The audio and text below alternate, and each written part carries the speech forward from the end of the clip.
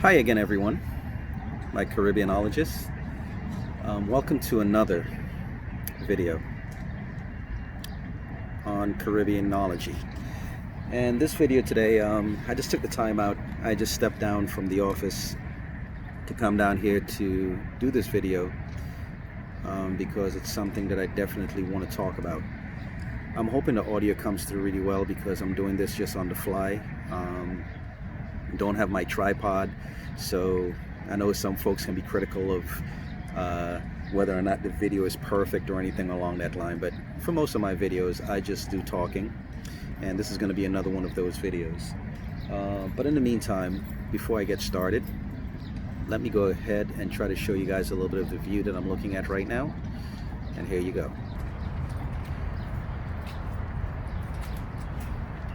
You're looking at the Hudson River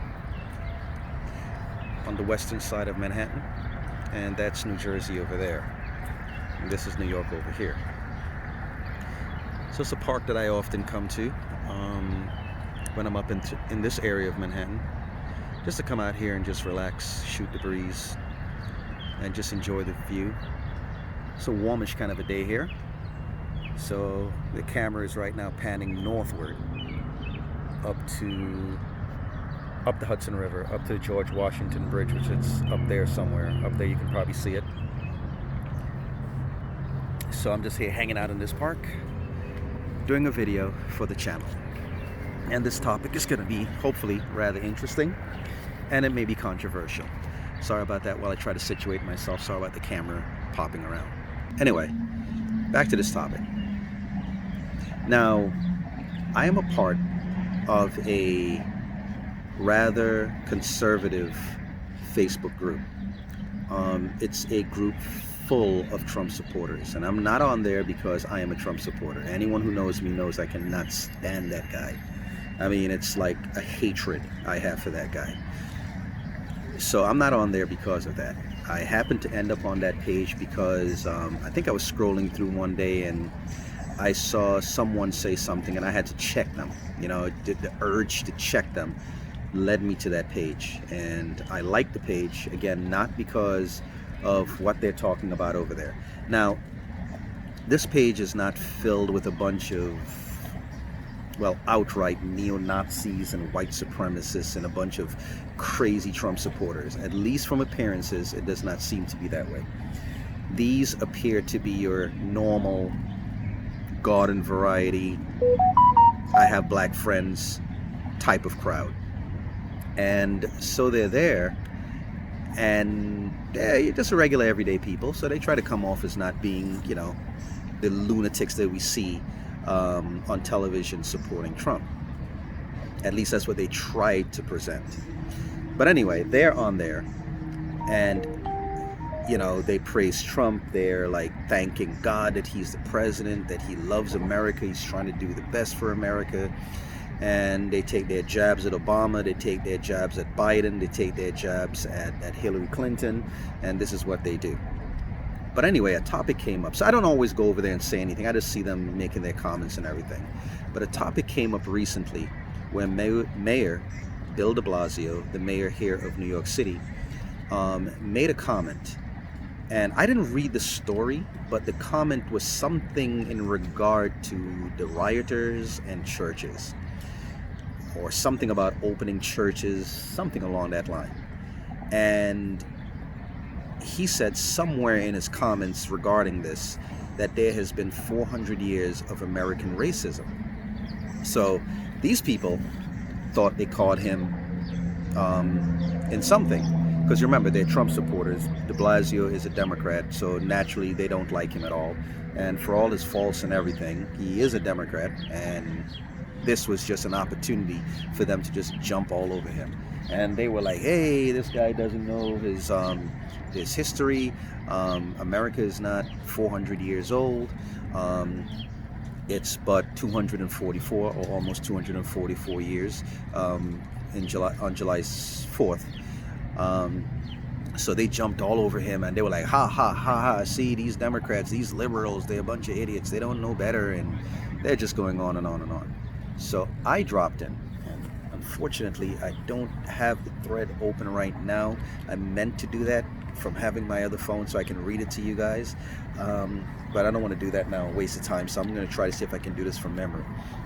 Anyway, I went into the thread and I said, he's not entirely wrong. I said, technically speaking, yes, he is wrong, because the United States is only 244 years old, so to mention 400 years of American racism would be technically incorrect. But I pointed out where he may have gotten this from is the fact that before this country became known as the United States, or declared its independence from England on July 4th, 1776, it became a country that day, or officially declared themselves a separate country on that particular day. But 200 years prior, there were 13 colonies that made up what would become the United States. And in those 13 colonies prior to it, or the country being declared as the United States, slavery was a thing. Slavery was going on during that time. So if you had to stretch it back to 200 years prior, then you can see where you can get 400 years of American racism, as Bill DeBlasio said. And I had to point out to them, I said, you guys are making it sound as though on July 4th, 1776, that is the day that Americans decided, yeah, slavery, I think we want to get into that. No, they were into it prior to that. The people that were living on July 4th, 1776 were people who were British citizens the day before. They were a part of England the day before. They had slaves the day before, or enslaved people the day before. They had enslaved people the year before. They had enslaved people 10 years before. They had enslaved people there 100 years before. So it was not like they woke up on that particular day and said, yeah, July 4th, 1776, I think that's when we're going to start owning slaves. So I pointed this out to them. This is all that I pointed out. I didn't say anything more. All of a sudden, they came in. And somehow, this whole topic devolved into you black people are blaming white people for your failures. Hey, everybody was in on slavery. Look at the Egyptians, look at the Romans. Africans sold Africans into slavery. People were telling me to get over it. People were saying all you black people do is want reparations, and my mother didn't own slaves, my grandfathers didn't own slaves. What's your big deal? None of you are slaves today, and none of you know of any slaves. And they're just going on and on and on and on. Has nothing to do with the topic. And I did not raise any of those things other than just to simply fine-tune what Mayor Bill DeBlasio had to say. Now, if you're standing on the outside looking in, you're sitting there wondering, why are they bringing all these things up? Is there some white guilt going on? I didn't say anything about any of those things. They are the ones who brought this up. They are the ones who raised it. I didn't complain about slavery. I didn't say anything about that. But yet they jumped in and they just started going on and harping on and on, telling me about who had slavery and how long slavery was around. And then some of them try to minimize it by saying, well, if you go ahead from 1776 to 1865 when slavery ended in the United States, well, you're talking about roughly 90 some odd years. So it wasn't as bad as other people that had it going on for years. Some of them try to point me to the Dutch and the Spanish and telling me about what they did. And I said, I understand all of that. You're not telling me anything new. Of course I know the Portuguese, the French, the Dutch, the Spanish were involved in slavery. Of course I do know that there were some African tribes that sold other tribes into slavery. Of course I know some of these slave raiders themselves ended up in slavery themselves. I am aware of all of that, but that was not the topic of the thread. They brought all of that into the argument. And then when I eventually jumped onto it and started disputing their arguments or pointing out how slavery still affects us to this very day, they didn't want to hear it. They didn't want to hear it. So again, I did not bring up any of these things. They did. Why are you bringing it up? Do you feel guilty about something? You know, and I'm sure they're going to say, well, we hear you black people always say, but I was not one of them saying that. I was not one of them making that argument. You are the guys who were bringing this up into this argument, which leads into this other thing. somewhat similar, somewhat different. Now, another thing that the group goes ahead and does is the fact that they will go ahead and point to certain black people who support Trump, and because they support Trump, side with these white folks. You black folks are this, that's not our issue. White folks are not our issue. Racism is not our issue. And they point to all the troubles and travails that goes on in the black community. And I'll give you a perfect example. We have one black person, black female. Her name is Candace Owens. And she is the darling of conservative media.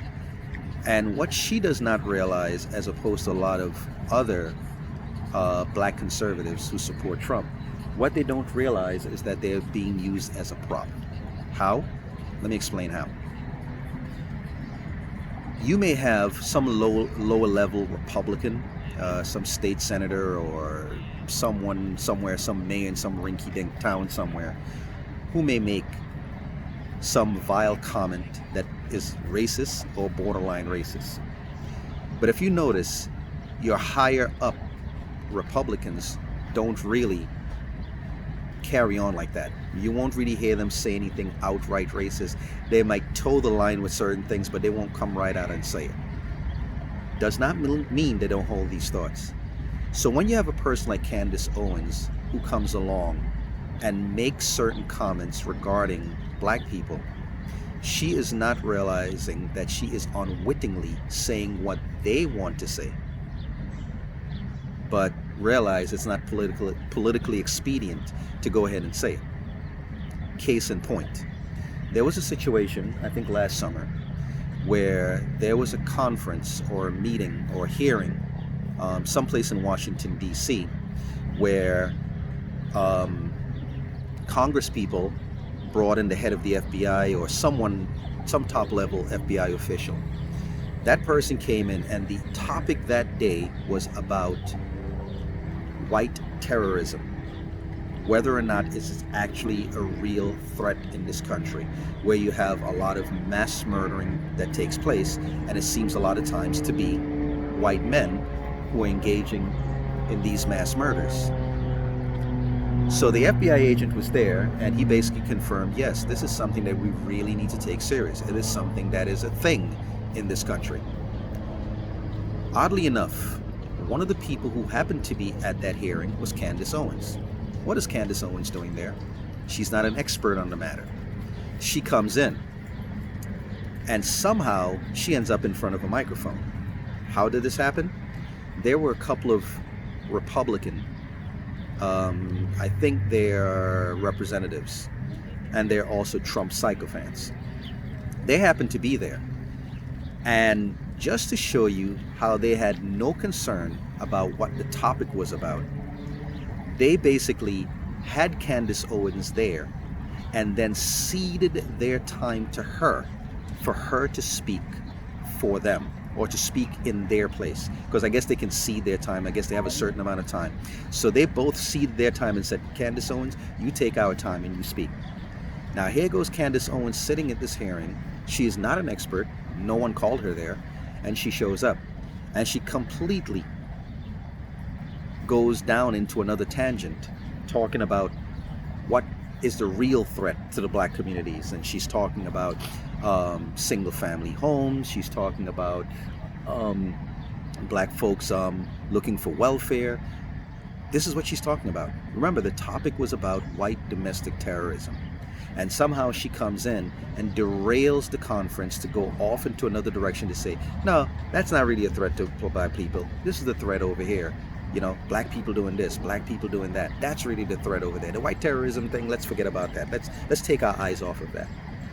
And while she is speaking, you could see these Republican representatives sitting there with this smug look on their face like, yeah, that's right. You tell them. You tell them. And what is really happening at that point, or what was happening, these are the things that they want to say about black folks, but know that it's not politically expedient to say it. So why not get a black person to come in and to say these things, and then say, see, a black person is seeing the same thing we're seeing. You black people are lazy. You black people are sitting home not doing anything. You black people are just sitting around having a bunch of kids and living on welfare. So they know if they say it, how it's going to sound or how it's going to come off. So what they do instead is get a black person to come in, say what they want to say, and then say, see, a black person believes exactly what we believe. A black person is saying exactly what we're saying. So it happens. She just happens to be one of the more vocal black folks who support Trump and support Republicans and is a Republican and supports that whole wild agenda that goes on over there. But in terms of going back to my original topic, the threat is still ongoing. And again, there are people in there coming telling me that black people should get over it. And I think they think that slavery or the effects of slavery just promptly ended in 1965 when Lincoln issued the Emancipation Proclamation. They don't seem to take into account that after that, while slavery officially came to an end, there was still the repercussions and still the fallout. From that time all the way up until the 1960s, you still had segregation going on. That adversely affected the black communities.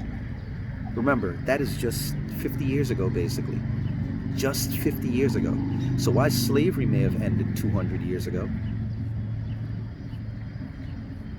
you still had the fallout, the racist institutions that were created after that to basically hamper and hamstring the black community, to make sure that they had no upward mobility. This does not mean you don't have black millionaires. This does not mean that you don't have black successful people. Not denying that at all. Of course there are. There are people who've gone through all sorts of hurdles, jumped hurdles, went through all kind of obstacles and hardships, including racism, to make it. And this is what they point to. Well, what's your problem? Look, Jack over there made it. Jack is a millionaire. He lives in my neighborhood. You know, Jack is my friend. We play golf together. What's the matter with the rest of you black people? Not realizing that there's an entire system out there that has worked against black progress, black mobility. And a lot of that is being played out right now in the riots that we're having. So while the riots may be about George Floyd, at least that's what sparked them, there's a whole lot of other animosity and things that are being protested against at the moment. George Floyd just happened to be the tip of the iceberg. There's a whole lot of other things that's going on beneath the surface, and has been going on beneath the surface, that people are crying out about right now, that people are protesting against. But as I said before, I just want to just do this video just because of this whole thing. And again, what this whole video talking about it, what this whole video with the Bill DeBlasio incident, just to see what came out of it. Again, he made a comment. He was wrong, but not exactly fully wrong. I just wanted to basically show how we could get 400 years of American racism out of it. That's all I talked about. That is all I pointed out. And yet people just came in and just started, you black people, you're blaming your failures. Where did all that come from? I didn't bring any of that stuff up. And as a matter of fact, no one else in the thread did, because I'm one of the few black people. So everyone else was just coming in, yeah, but DeBlasio is an idiot. He doesn't know what he's talking about. He's a liberal, Democrat, this, that. They call him a Satanist. They call him all sorts of names. That was the argument they were making. All I came in to do was just to make a point and to clarify something or to expand on something. And it devolved into, you black people need to get over it. Slavery was only 90 years here in this country. Everybody else was doing it. Africans sold Africans into slavery. What's your problem? This is what we're dealing with out there. Anyway, as usual, I'm sure there were a whole lot of other things. I'm not reading from a script. I'm sure there's some points that I've overlooked or some things that I forgot to mention. But I just wanted to just bring this out there. And as calm as I am right now, these are the type of things that actually do anger me. And it shows you how long of a way we have to go to fix the race issue in this country. White folks, as you can see, I'm not saying all white folks, mind you, but a lot of white folks, as you can see, just from that thread alone, they're not willing to understand. They don't get it. They don't see it. They can't comprehend. And the biggest thing that a lot of them point out, which I forgot to look through the thread, but I'm almost positive this is what it is. This is what it's going to come down to. What is your problem, Mr. Black Man? My mother was poor. My father was poor. We lived in a trailer. And look at me. I graduated from Harvard. What is your problem? Again, they just don't get it. I'll bring this video to an end. 20 minutes. Wow, one of my shorter videos, I guess you can say. Anyway, thank you guys for tuning in. And let me give you one last look at the beautiful here on the Hudson River, here in the Upper West Side of New York City. New York is right here. New Jersey is right there. I'm looking south. Now I'm looking west. And I am heading north.